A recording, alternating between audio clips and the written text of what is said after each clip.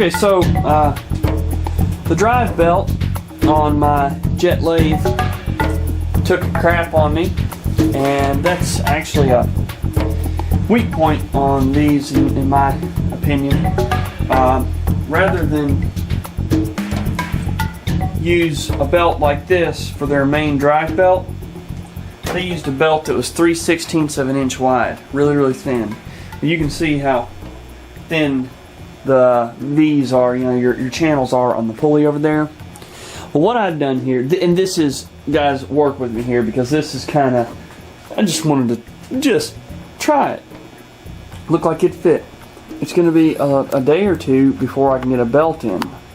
And so just for playing around's sake, I took and I wrapped some zip ties around it.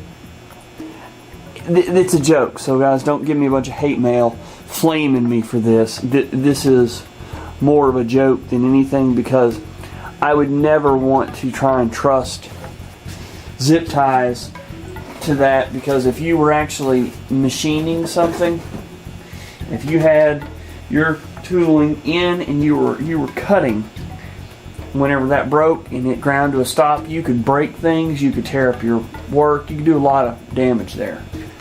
It is as much of a joke as anything. So now that disclaimer's out of the way, I've tightened it up. I've got 3 zip ties on it, and I'll pan over here and I'll show you what they look like. Alright, let's see what we got here. Normally, that zip tie would, the back side, oh sorry, I kicked my stand.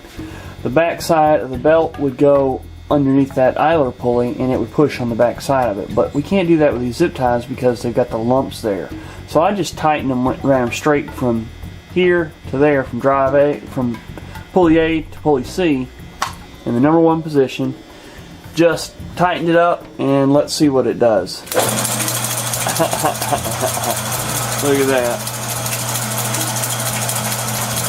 That's 3 long zip ties.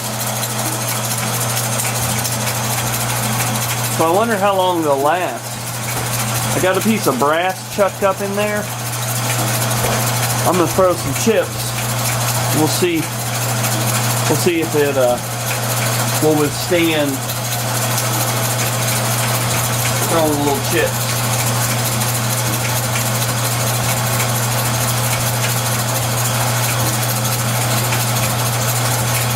Look at that. It's working. Granted, I'm machining brass and at an angle, but it's working.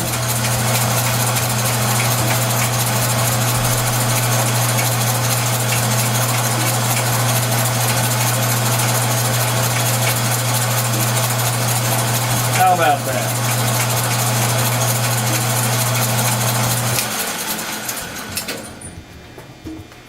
I'll report back with how long it lasts.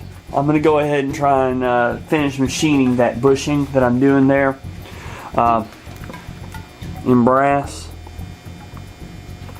What that's going to be is it's going to actually work with my live center, or not the live center, but my center, so I can turn a barrel. This is funny. I'm sorry, I can't help but laugh about it. The only thing that would make it better is if I had duct tape in there somehow. Maybe I'll figure out how to incorporate some duct tape in there.